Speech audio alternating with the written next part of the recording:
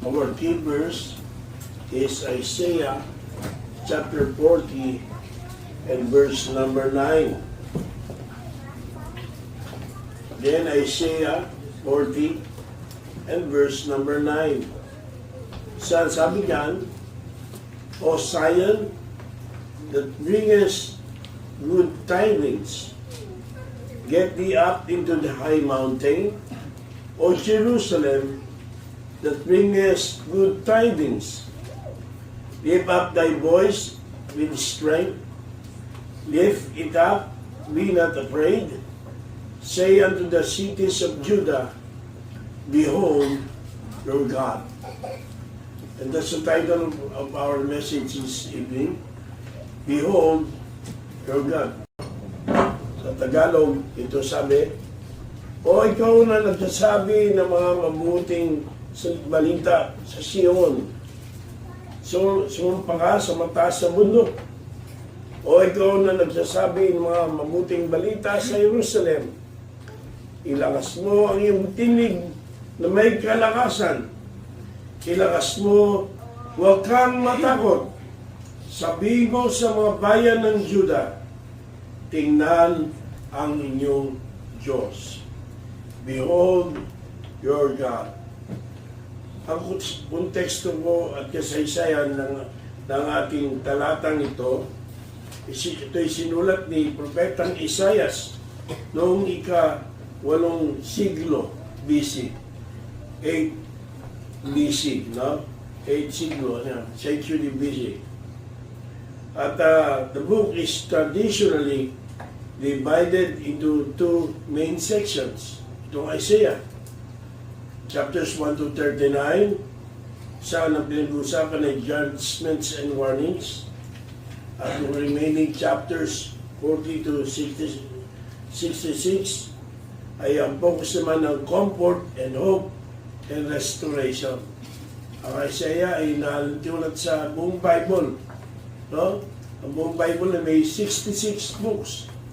Ang Isaiah naman ay may 66 chapter. At ang first part, 39 chapters. Katulad sa Old Testament, 39 books. At ang natitira ay 27, paano sa New Testament ay 27 books. Now, ang unang bahagi ng Isaiah, yung chapters 1 to 39, ang pangunahing tinatalakay o tumatalakay sa nalalapit na maghatol ng Diyos sa Israel at Judah dahil sa kanilang hindi pagsunod sa Kanya. Pati na ang mga babala tungkol sa pagsalakay ng Assyria at ang pagkatapon sa Babylonia, their exile to Babylon. Ang mga Israelita ay naging swell kasi sa Diyos. Sumamba sa mga Diyos-Diyosan at binabayaan ang mga utos ng Diyos. Pagdating ng chapter 40, maglita natin ang malaking pagbabago. Ang mga kabanatang 40 to 66 ay madalas tinatawag na aklat ng kaaliwan, the Book of Comfort, dahil nakatutok na ito sa mga pangako ng Diyos na pagbabalik loob at kaligtasan kahit na sila ay dumaan sa matinding paghihirap. In particular, ang Isaiah 40 ay pivotal chapter that marks the transition from judgment to comfort. It offers words of encouragement sa bayang Israel in exile. Pinapalaran sila of God's greatness, faithfulness, and plan for their future. Isipin natin na tayo nakatayo sa Grand Canyon. Ang liit naman. Tangay mo, ano yung Grand Canyon? No? Isang lugar yan sa Amerika na hindi ako napunta dyan eh. Pero isa sa maganda sanang puntahan yan sa Amerika. At imagining na lang natin saan mga nakita kong picture pa lang yan. Eh hindi ko may iwasan na mapawaw. Wow! O kaya, behold. So, tingnan mo. Ang mga ang galing ng Diyos. Ang ganda ng gawa ng Diyos. No? Behold. Nakikita mo ang nakamamangang kalikasan at kapangyarihan ng Diyos sa bawat detalye ng kanyang likha. At yan ang response at tinatawagan ng Diyos sa atin when we encounter Him. Yan dapat maging response natin. Behold, our God. Isang tawag na hindi lang basta makita, kundi isang pagtawag upang masusing pagmamastan ang kanyang kadakilaan at kapangyarihan. Amen. To gaze upon His greatness, to see His majesty and power in every detail of His being. Isipin mo yung unang pagkakataon na makakita ka ng dagat. Naalala ko si Jaja eh. No? Dinanamin namin sa iyo. Dali ko sa dagat. Canyon Cove. At pinalakad sa dagat. At iba nakita nga ni Bernard. Sabi, wow! Mapagsasalita lang mo yan. Sabi niya, wow! Dagat. No? Kailangan yung bigyan. Wow! Dagat. Ang bata ganun eh. Alam na, first time yung makita yung dagat. Yung malakas na alon, walang katapusang abot ng langit ay nagdudulot ng pagkamanga. Ganyan ang dapat na nararamdaman natin pag tingnan natin ang Diyos sa kanyang kabutihan at kadakilaan.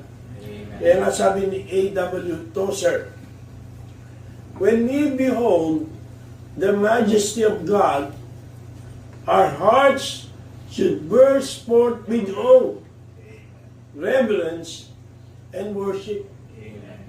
No, di walang gana at tamad-tamad. Pag talaga naintindihan natin at nakita natin ang kadakilaan ng Diyos, ang ating puso'y di natin mapapigilang tutong na punuin ng takot at paggalang at pagsamba sa Kanya. Kaya nga ang layunin nating mensahe ngayong gabing ito is to explore the invitation to behold your God.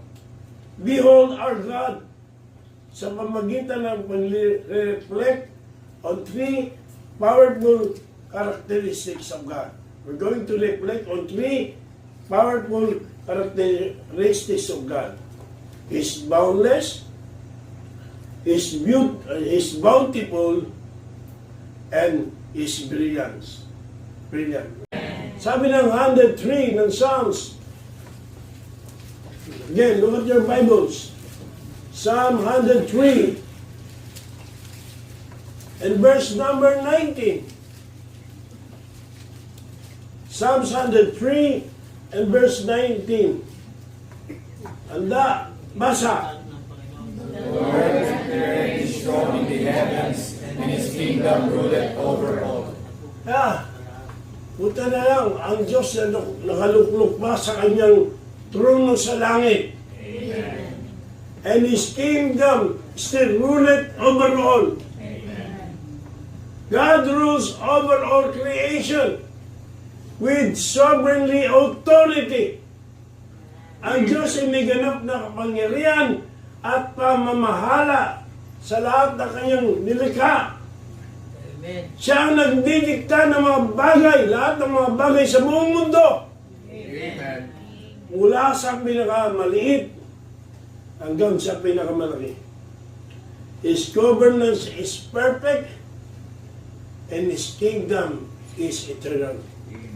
Amen. I want to repeat that. His governance is perfect and His kingdom is eternal. Amen. A wise and just king who governs with fairness and authority. Kung may ganyan mang hari sa mundo, ay yan ang nagre-reflect sa rule ng Diyos over the universe, guiding His creation with wisdom and righteousness. Kaya sabi ni J.J. Packer, another quotation. Handa, basa.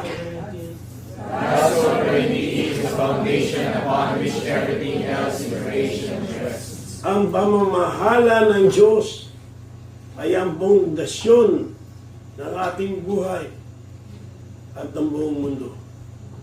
Buti na lang na mamahala pa ang Diyos. Amen. At nasa trono na pa rin. Salamat sa ating Diyos. Amen. Behold, your God! Amen. Ha? Tingnan natin ang ating Diyos, sabi ni Isaias. Behold your God. Basahin natin ang ating Diyos sa kanyang pagiging boundless God, sa kanyang pagiging bountiful God, at sa kanyang pagiging brilliant God. Ngayong gabi, nawa, naiintindihan nyo at nakita nyo that our God is boundless in His power, presence, and provision. That He is bountiful in His blessings, benevolence, and beauty. Amen. And He is brilliant in His glory, greatness, and governance. Amen. Ang panawagan dito sa Isaiah 40 verse number 9 ay malinaw. Behold your God. Amen. Gaze upon His greatness. Reflect on His attributes. And let our hearts be filled with awe and worship. Lalo tayong mamangha sa Diyos. Lalo nating makita na ang Diyos ay dapat sambahin. Karapat-dapat sa ating pagsamba. Amen. And let me give you the call to action for this message. Ang dapat nating gawin. Katulad ng pagtawag ni Isaiah sa mga tao ng Jerusalem na ipahayag ang kadakilaan at kaligtasan ng Diyos. Tayo rin bilang mga mananampalataya ay tinatawag upang ipahayag ang kadakilaan ng Diyos sa ating buhay. Sa panahon ng pagsubok at kahirapan, maaari tayong maging mga mensahero ng pag-asa at magpahayag, Behold our God. Amen. At dito napansin ba sa ating teksto, Isaiah 40 verse number 9? Let's go back to that. Hindi lang behold your God eh. Bago yan may sinabi. Sabi, be not afraid. Be not afraid. Huwag kang matakot. Ang utos na be not afraid ay nagtuturo sa atin upang harapin ang mga hamon ng buhay na may kumpiyansa na alam ng Diyos na makapangyarihan o may kumpiyansa na alam natin na ang ating Diyos ay may kapangyarihan at nasa kontrol ng lahat ng oras. Amen. Ang Diyos ay alam natin, alam mo ba? Alam mo ba? Ang Diyos ay may kapangyarihan. Amen. At may kontrol sa lahat ng oras. Amen. That's why we can take comfort in the fact that He is in control, and regardless of our current circumstances, we can trust that everything will work together for our good. Amen. Kaya nga, dapat tayong katulad ng mga tao ng Israel, paring tayo dumaan sa mga panahon ng pagsubok. Ngunit ang Diyos ay nangangako ng restoration. We must trust that God is always actively working in our lives to bring about the plans of salvation and deliverance. Ang Diyos ay kumikilos upang tuparin ang kanyang mga pangako ng kaligtasan at kaaliwan. In summary, ang Isaiah 40 verse number 9 is a powerful declaration of hope and comfort. It invites God's people in the midst of their suffering to focus on the greatness of God and to proclaim His sovereignty, power, and promise of restoration. It is a call to behold God not just with our eyes, but with our hearts, acknowledging His greatness and faithfulness. Ito'y panawagan na masdan ng ating Diyos, hindi lamang na ating mga mata, kundi ng ating puso. Kinikilala ang kanyang kadakilaan at katapatan. Let us lift our eyes and lift our voices, proclaiming to the world, behold our God. Amen. Huwag tayong basta tumingin lang, kundi tingnan na may malalim na paghanga. May we live each day. This is my prayer. May we live each day in the light of His brilliance, power, and grace. Amen. Hayaan natin ang ating buhay ay magbigay ng kalwatian sa ating Diyos. Amen. Panguling quotation, the greatest blessing of beholding God is that we are transformed in His likeness. Amen. When we behold the glory of God, the beauty of God, the brilliance of God, we transform into His likeness. Kaya, kagaya na sinasabi ng 2 Corinthians 3:18. At dito ay magtatapos. Come on, open your Bibles. Read 2 Corinthians 3:18.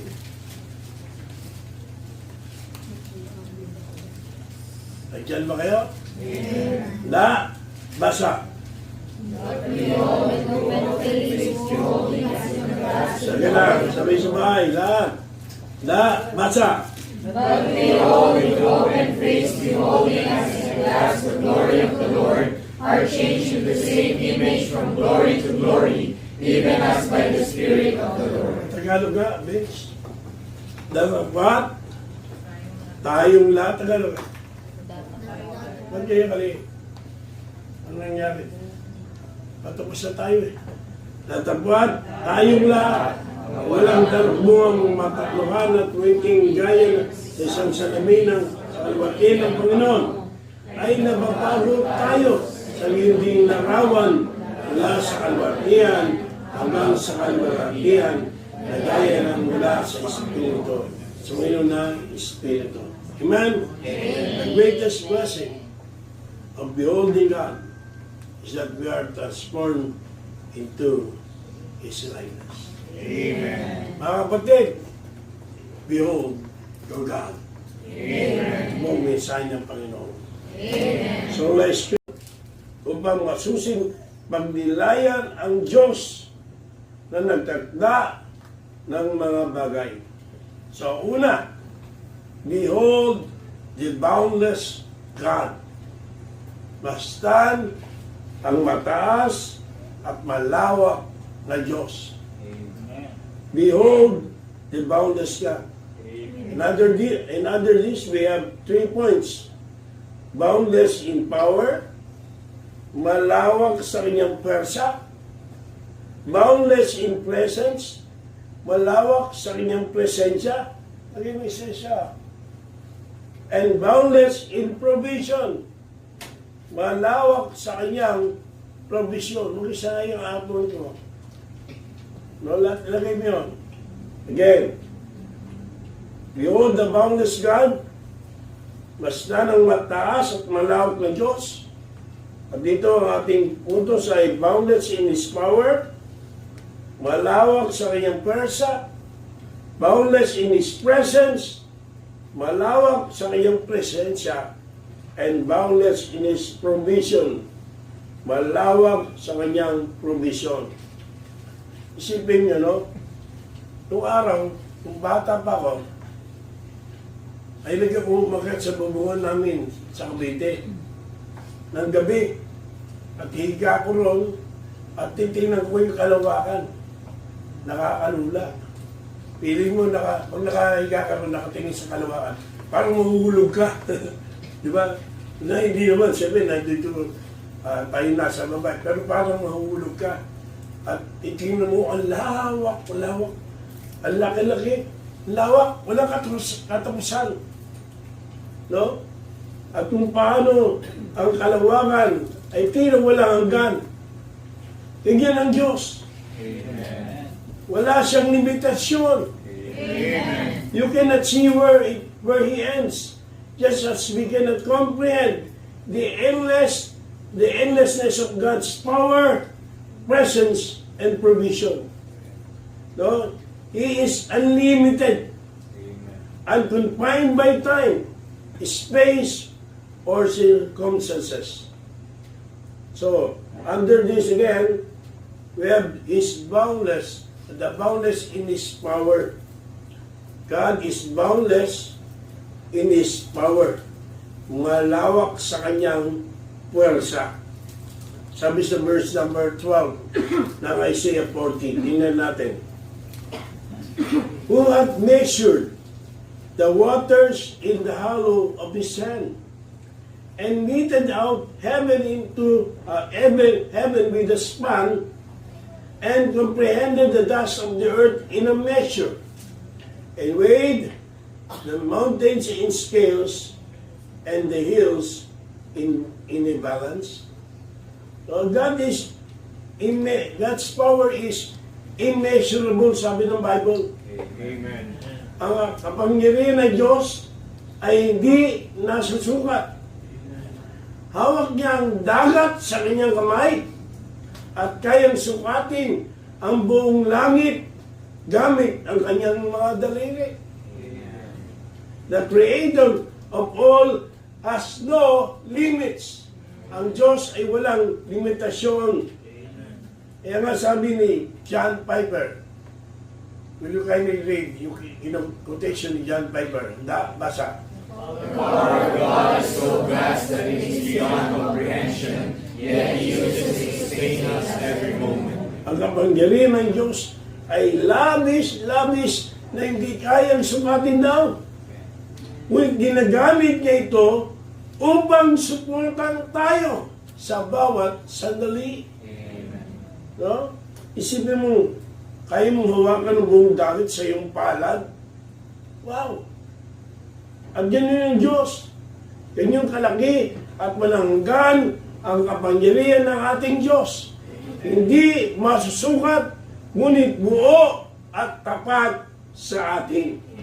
God is boundless in His power. Amen! Amen. And not only that, God is boundless in His presence.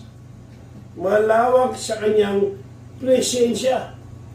This time, turn your Bibles to, lagyan niyo ipit yung ating teksto, at ipit niyo po sa Psalms 139, verses 7 to 10.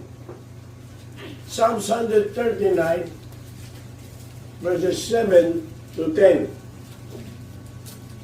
Ang sabi, whither shall I go from thy spirit? I want to read. Verse number 7 to 10. Handa, basa. Whither shall I go from thy spirit, or whither shall I flee from thy presence? Okay. If I ascend up to heaven, thou art there. If I make my bed in hell, behold, thou art there. Fine. If I make the wings of the morning, and dwell in the outermost part of the sea, even there shall thy hand lead me, and thy right hand shall hold me. God is boundless in His presence.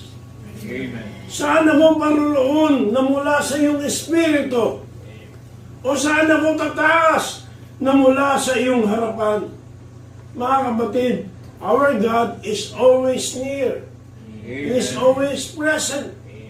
Walang lugar where we can escape His presence.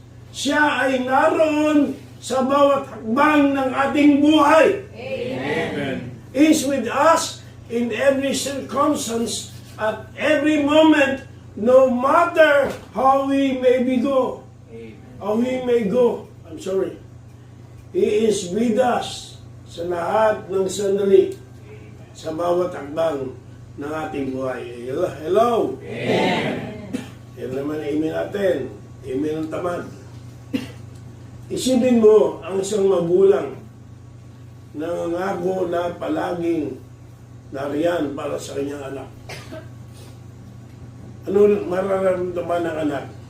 Yung assurance na ibinigay sa kanya, it will cause peace sa puso ng bata.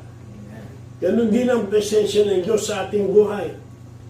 Even more constant and more comforting, mas lalo na ang presensya ng Diyos sa ating buhay. Ibibigay ng Diyos sa atin ang higit pang presensya.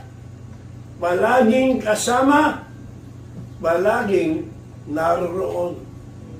Kaya nga sabi ni Max Lucado, ay ulay bumasa, basa. God's presence is our constant companion. His closeness is never questioned. Ang presensya ng Diyos ay laging kasama natin at hindi matitinag na kagapay. Amen? Amen. Hindi matitinag na kagapay. Yan ang presensya ng Diyos. And boundless in His presence. And last, God is boundless in His provision also. Ang Diyos ay malawak sa kanyang provision. Malawak sa kanyang provision. Sabi sa Philippians chapter number 4. Tingnan yung Bible nyo.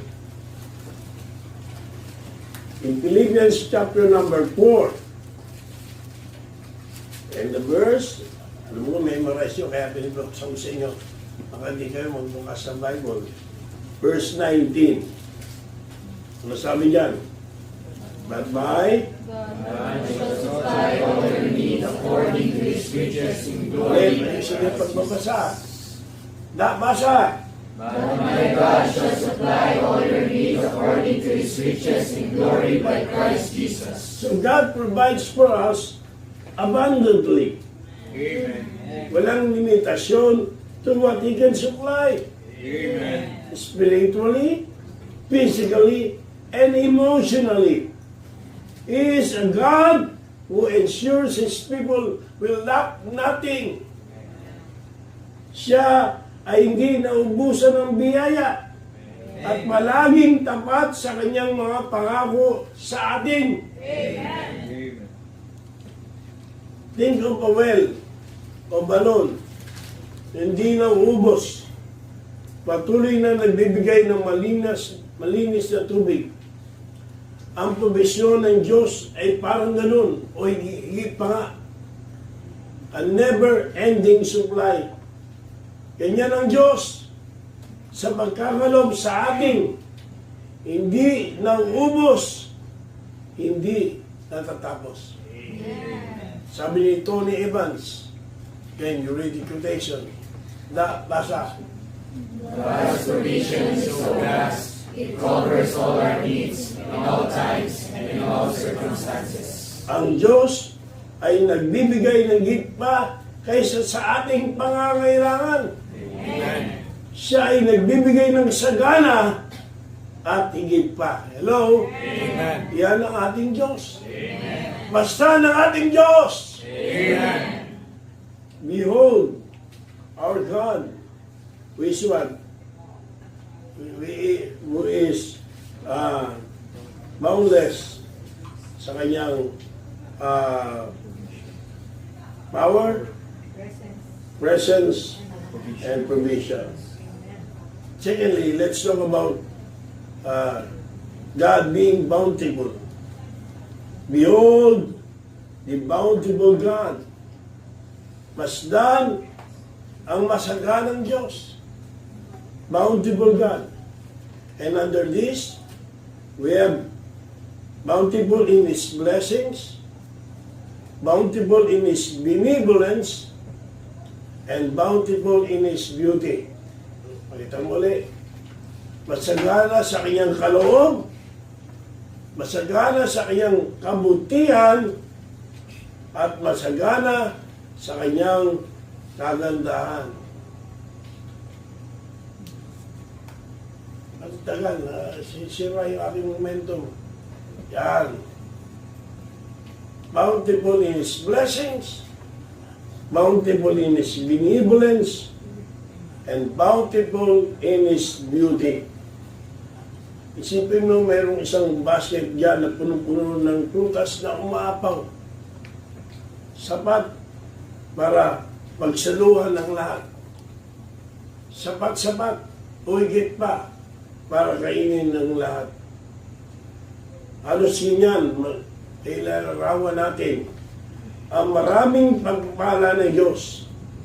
Higit pa sa ating pangangailangan. Puno ng kabutihan. Bountiful in His blessings. Masagana sa kanyang kaloob. Look at Ephesians chapter number 1. Look at your Bibles. Pagpasin nyo, Ephesians chapter number 1. And the verse is verse number 3. Kung nandiyan na kayo, isang maayos na pagbasa, handa, basa. Blessed be the God and Father of our Lord Jesus Christ, who hath blessed us with all spiritual blessings in heavenly places in Christ. So God blesses us with more than we can ever count. Amen. Spiritually, materially, and emotionally. Ang Diyos ay nagpala sa atin, nangingit pa sa ating inaasahan. Mga biyaya ng Diyos ay hindi rin nasusukat. We are rich in God's blessings. Hello? Amen. Do you believe that? We are rich in God's blessings. Amen. Hindi natin kailangan mangurap Amen. because we are rich in God's blessings. Amen. Pagbihira yung corruption, di ba? Ang dami-dami.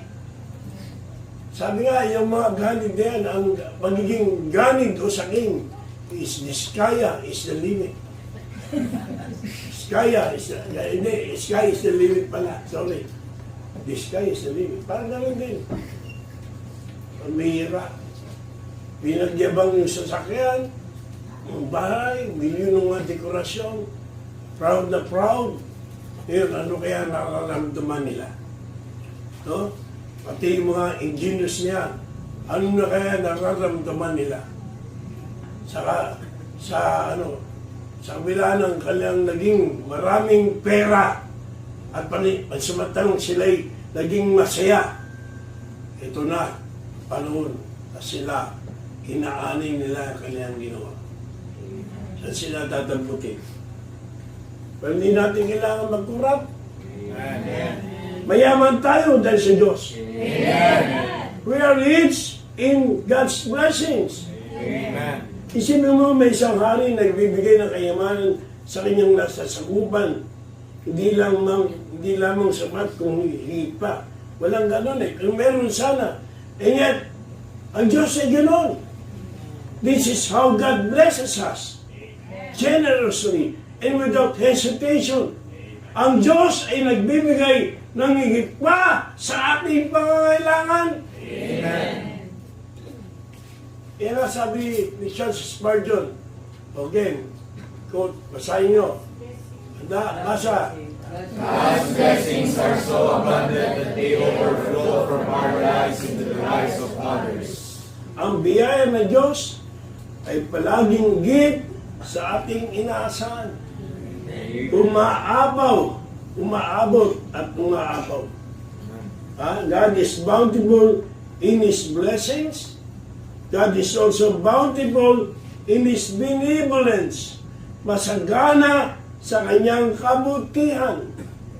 Masagana sa kanyang kabutihan. Buksan niyo ang Bible niyo. Sa James chapter number 1. Look at James chapter number 1.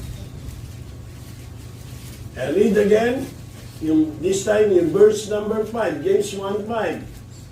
Handa, basa. Then you lack wisdom, ready master of God, that giveth to all men liberally, and upbraideth not, and it shall be given him. So God, ang Diyos hindi madamot. Amen. Ang Diyos ay hindi kuripot. Amen. God is not stingy with His goodness. Ang Diyos ay nagbibigay ng kabutihan ng walang kapantay. His kindness and generosity extends to all who seek Him. Ang kanyang kabutihan ay hindi matitinag, palaging umaabot sa atin. Isang mapabigay na tao, hindi nagsasawang magbigay ng tulong at biyaya sa iba. Hindi katulad ng mga sakim nasa gobyerno. May ibang tao na talagang matungin sa iba. Pero higit pa sa niya ng Diyos natin sa kanyang kabutihan. He does not withhold from us.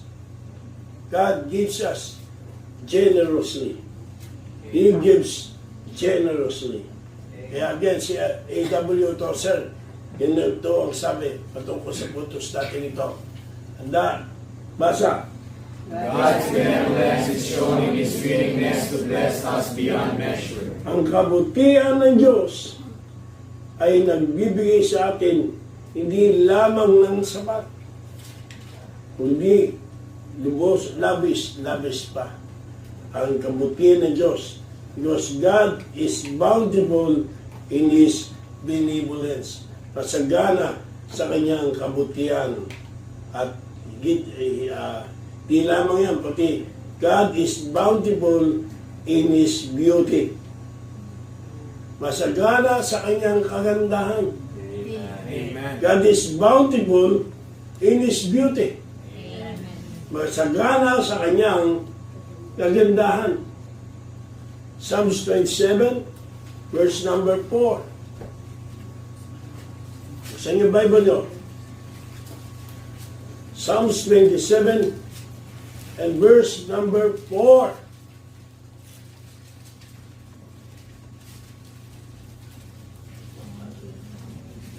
At kung nakita ninyo, sabay-sabay na basahin. Basa. One thing have I desired of the Lord, that I will seek after, that I may dwell in the house of the Lord all the days of my life, to behold the beauty of the Lord, and to inquire in His temple. Ang kagandahan ng Diyos ay di lamang sa kanyang likha, kundi sa kanyang likas.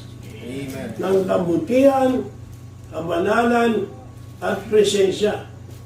Kaya sabi ng salmista, isang bagay lang ang hinangad ko sa aking puso at hanapin ko ang tumahan sa bahay ng Diyos. No, hindi dapat na Kristiyano ka at ang unawa mo ang Diyos ay sagana sa kanyang kagandahan at pababayaan mo ang pagsamba.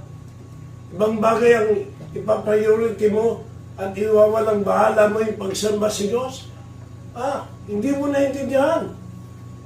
I pray that this evening, you will behold the God of this church. Amen. Pakita mo ang ganda ng Diyos, ng iglesia nito.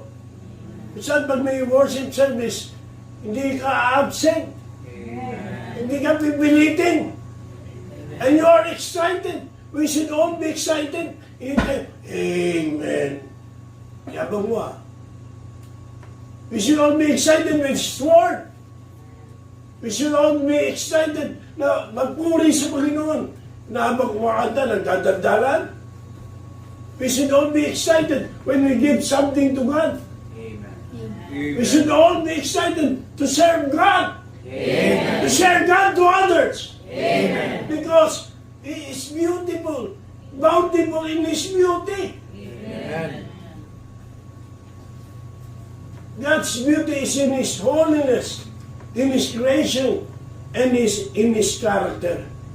And it should captivate our hearts and draws us into worship.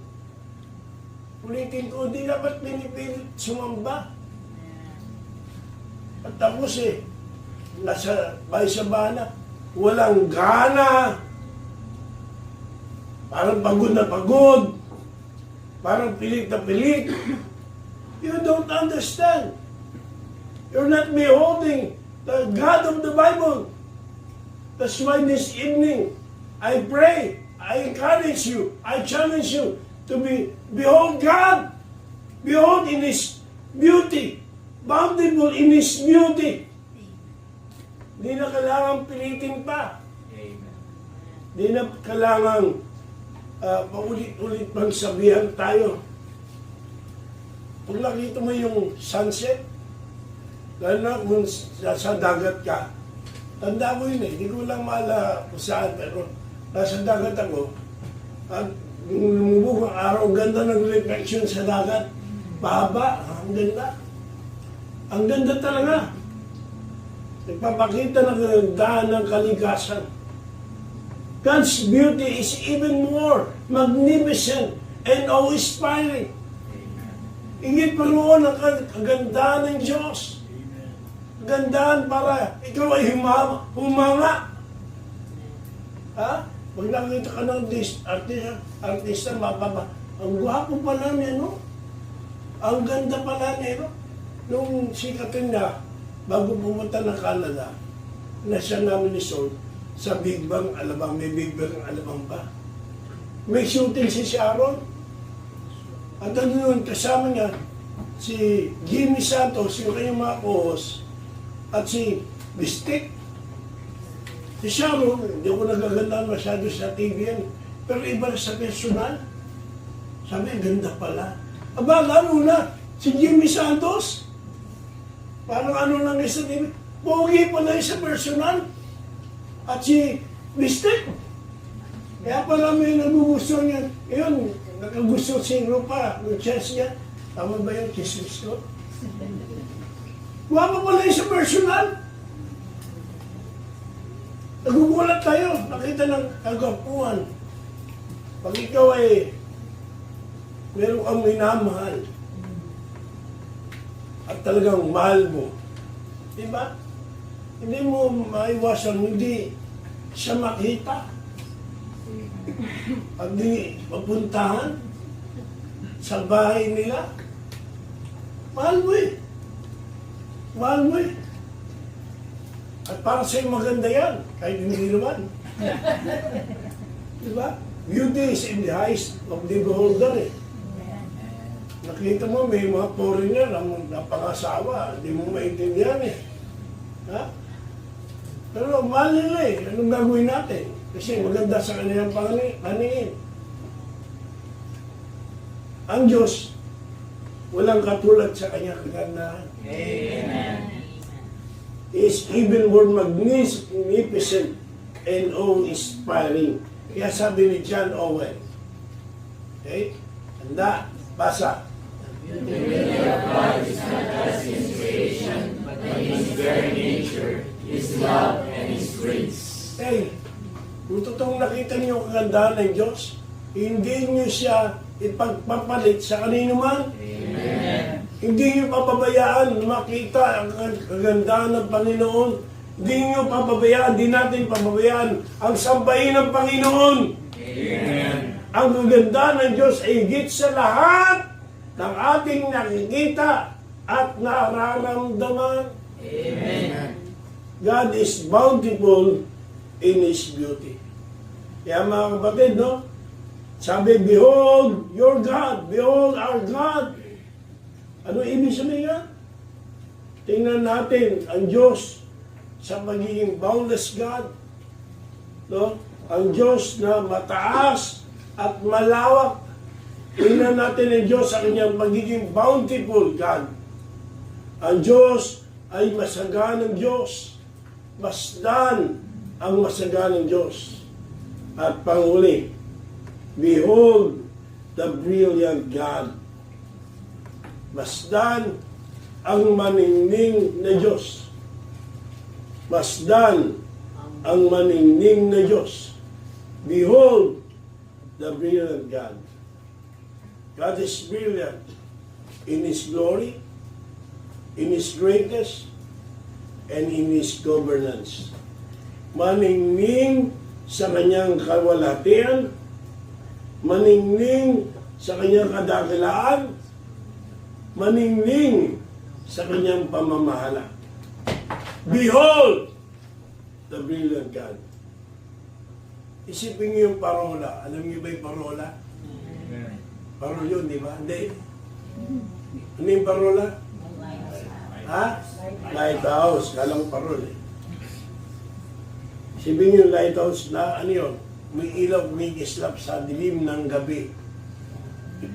At ito ang nagsisilbing gabay ng mga naglalayag sa dagat, ng mga bangkero, ng navy, ng seaman, naggagabay sa kanya para huwag silang mapahamak.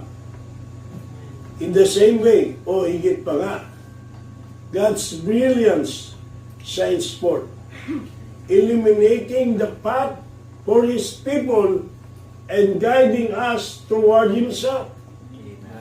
Ang liwanag ng Diyos ay nagbibigay ng gabay at liwanag sa ating buhay. Amen. God is brilliant in His glory. Maningning sa kanyang kaluwalhatian. Tingnan niyo po yung verse number 5 sa ating scripture reading at sa ating teksto. Sa verse number 5, ano sabi yan? Basa.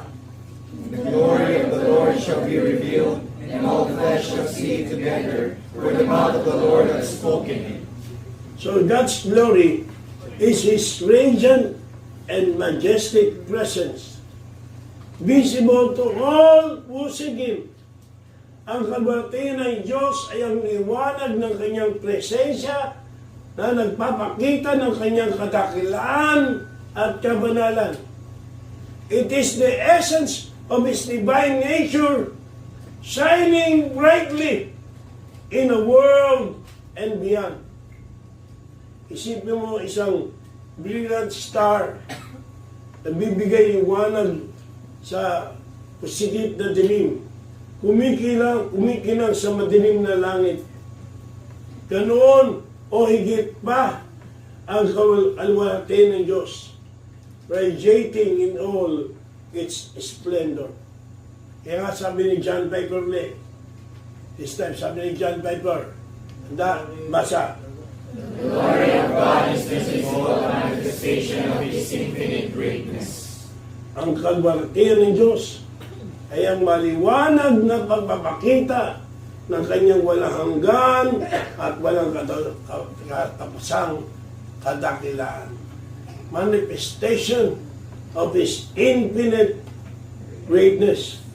Walang hanggan at walang katapusang kadakilaan. God is brilliant in His glory. Not only that, God is brilliant in His greatness also. Maningning sa kanyang kadakilaan. Ang Diyos ay maningning sa kanyang kadakilaan. Brilliant in His greatness. Look at Psalms again. 145. This time, Psalms 145.